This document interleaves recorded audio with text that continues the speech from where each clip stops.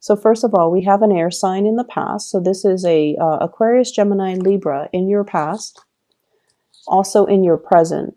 Aquarius, Gemini, and Libra also in your future. And then we have a water sign, Pisces, Cancer, Scorpio, and Pisces, Cancer, Scorpio showing up in your future. This is quite interesting. I mentioned in the past that, you keep having this person that comes up, the Queen of Swords. So the theme for this week here is you kind of need to look at what is really, really giving you that emotional fulfillment, okay?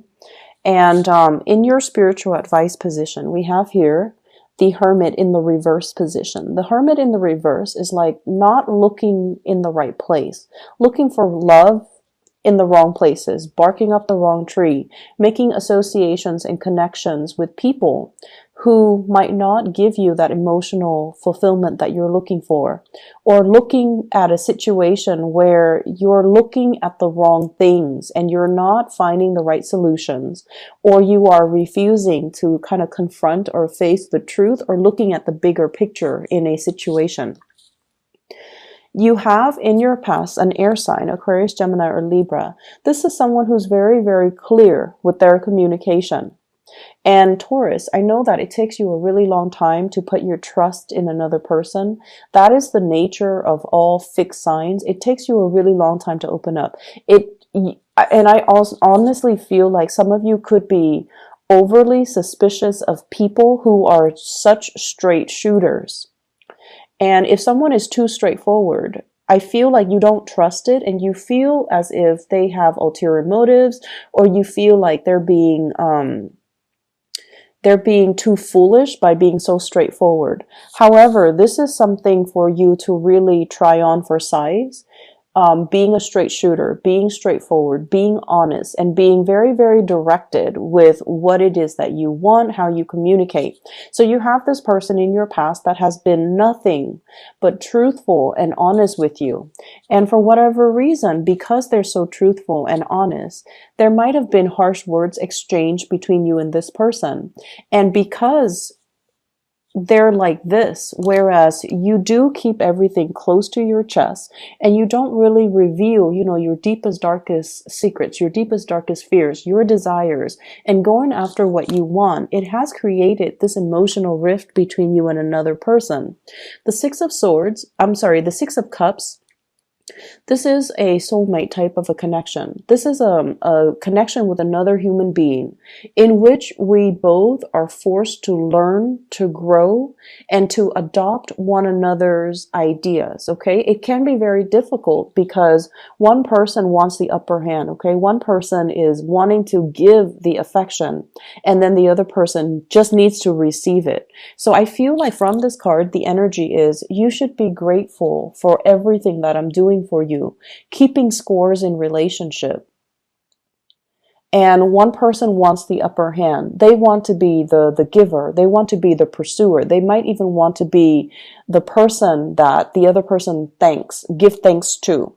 So I feel like there are giving, the energy of giving with strings attached, or doing things because we want something out of it rather than doing things from the goodness of our hearts. And I feel like you're dealing with somebody who might have asked you for a lot of things. They might have made like heavy demands on you. And then over time, you feel like you might have been used. You feel like they're not being either considerate or understanding that your time is limited, that you're doing a lot in a relationship and you're doing a lot to try to sustain this relationship, and that it's taking its toll on you because they keep asking for more and you don't have a lot more to give. You don't have the time, the resources, the emotional investment left to give them. In the challenge position, we have here the Six of Wands. And the Six of Wands is indicating to me somebody who's very, very visible. Okay, so they're very, very visible in whatever way. They could be very famous. They could be, they're dividing their time between a lot of responsibilities and a lot of other people. And I feel almost like whenever we're so visible, we have to be really mindful about how we say things. We have to be really mindful about who we hang out with, how we communicate. We have to censor ourselves, and we can't really express ourselves exactly the way that we want. But I feel like at the bottom, like underneath the layers with this reading, it's about you not wanting to, it's sort of like conforming to social expectations, conforming to family expectations, conforming to the expectations of those around you, and not really authentically living in your truth. And on top of that, you have this added pressure of being very, very visible, where you are not free to act in the way that you know how. So the foundation here, we have the Emperor, which once again echoes the same theme. This is a person in a position of authority, and they're not going to overturn, years of tradition. They're not going to overturn a work environment. They're not going to be able to freely act, because it's going to affect everything around them. So I feel like in a way, you're kind of like this pillar of strength and stability. You keep the work situation, you keep the environment, you keep the home unit afloat. You're the person that everybody relies on. And so you're not free to behave and act and emotionally express yourself in the way that you want. You're not able to express bias. You're not able to be emotionally irrational because people depend on you for certain things. And so when you're dealing with this person, possibly the air sign, who wants you to emotionally express, who wants to connect with you, who wants a lot more attention from you, I feel like you are distancing yourself, mainly because the situation, the communication has been too emotionally draining. And then I'm also sensing as well, this person came into your life at a point when you might have had an emotional falling out with another person. So I have here a water sign, Pisces, Cancer, or a Scorpio, someone that is withholding their affection, or they are making very heavy emotional demands on you when you're not able to reciprocate. And I feel like you are caught between two people here, and it's like being caught between a rock and a hard place. One person sees you as someone who's not capable, and the other person really boosts your self-esteem and makes you feel like you can achieve greatness. Okay, I honestly don't know which is which, but I do feel like this air sign, straightforward, and this water sign might be a little bit clingy, codependent, and they're very loving. Water signs are incredibly nurturing, loving, but they're also very emotionally demanding on you, on the people that they love. And so I feel like one person boosts you up, the other person might tear you down. And it's not, the fact is, I feel like there's a switcheroo, there's like a switch in the energies, okay? Because this is upright, but in the outcome position, it's in the reverse. And then this is in the reverse, in the outcome position, they have redeemed themselves and they're moving upright. So it's quite interesting the way that the energy plays out. In your advice position, we have here the Hermit. And this fell out, I believe, for Aries too. So I'm going to clarify for you because I want to see what this is relating to. What are they not seeing, and what do you want them to know about their spiritual advice? Okay, so we have here the King of Pentacles. This is somebody who cares about earthly possessions, who can be a little bit on the materialistic end, and who cares about financial stability. So Taurus, you are the, I want to say like, when your financial foundation is very rocky, I feel like you heavily identify your self-esteem, your competence, and your confidence level greatly with the financial resources that you own. And when it's we have as well the Three of Wands in the reverse. It's almost like you're dealing with a different type of a person. You're dealing with somebody who is like a nomad. They can travel with less. When a situation becomes too difficult, they just pick up and go. They're not bound to earthly possessions. They're not bound to, I'm going to stay and work things out. So I feel like they just up and bounce. Not because they are flaky or unreliable, but because they would rather have peace of mind and be alone in and be happy than being stuck in a situation where they're carrying the brunt of the relationship and their partner is not understanding. So I feel like you're dealing with a different breed of people and you're not used to it. So with the Hermit in the reverse is you're not seeing this situation for what it is. The other person doesn't care about how much money you make. They don't care about you being stable. They see you as an equal partner and they see you on the same level playing field as them. So they're not going to care how much money you have in the bank.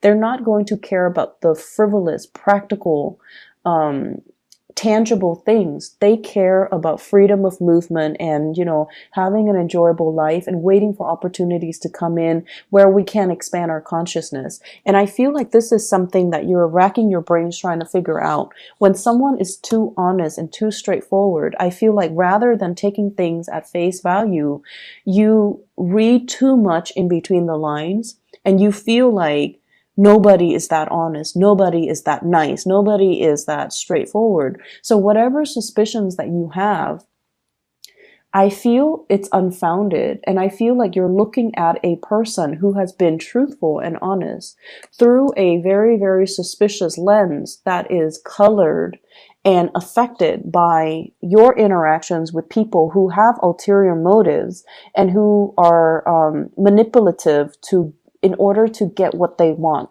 So looking at the value in the right person and trusting in the right person and, seeing people for who they really are. I feel like that's the major spiritual advice coming through. External to your environment, we have here the Judgment card in the reverse. And I feel like there needs to be contact. There needs to be communication. There needs to be kind of like airing out the dirty laundry so that everybody can see what is on display, what's on the table, what are we dealing with, okay? So making decisions in order to clear up the air. So this is all about, that angelic type of a timing where everybody's on board, rallying people to your cause, okay? I feel like many of you are playing the position behind the scenes where you are telling yourself, my hands are tied, I'm not free to act the way that I want. And there's really no excuse for that. With the Six of Wands, you're in a position of authority. People trust you. So whatever you need to say, I feel like you're holding yourself back because you don't want to cause a ruckus. And in your hopes and fears, we have here the Moon card, fear of being deceived. And the thing about being deceived is whenever someone deceives us, we get very, very defensive because, our ego is triggered. And subconsciously, we kind of tell ourselves, they must think I'm very stupid for them to tell me a blatant lie. And if you take your ego out of that and just say that, this is not about me. This is not about them deceiving me. This is more about them having a pathological trait where they are unable to tell the truth to anybody, not just me. Taking your ego out of it and approaching a situation where you are not trying to confront the other person or corner them or get the upper hand, but you're just trying to get at the truth. I feel like there's somebody here who has been very honest with you, but for whatever reason, you have this unfounded and unexplainable sense of distrust towards them. And it's based on the people that you've dealt with in your past. And it's based on, some internal things that unfortunately I feel like you have to work on. Okay. In your outcome position, we have here the Five of Cups. The Five of Cups is looking at a situation for what it is. And I feel like regretting the choices that we should have made, regretting the communication that has gone on, regretting that we didn't invest our time and the resources in the right things, letting a good opportunity pass us by. And it's kind of like, it's not until it's too late that we start to see it for what it is. Okay, we start to see the value in the person when they're no longer in the picture. We start to kind of live in the regret. We should have done things differently. We should have seen it for what it is.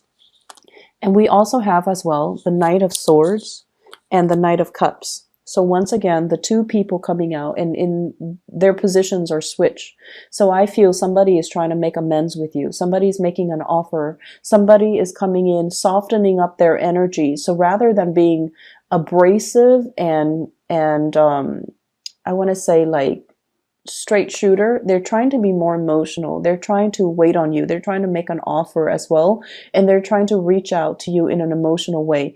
If you have had some disappointments coming in for this week, the disappointments are kind of like a blessing in disguise, because the other person is going to see that you're dealing with a lot, and they're coming in offering assistance, offering their love, and revealing their love to you, because they're trying to cheer you up and they're trying to make things right by you. Okay, so whatever disappointments you're dealing with, think of it as a blessing in disguise. It allows you to kind of like admit, I've been wrong. And then in the process, I feel like the right people will be in the picture to show you that they have your back no matter what, that you have their unwavering support and loyalty. And there's also, love offers, as well as an offer for an emotionally, it's more like an emotional offer. Somebody is opening up to you.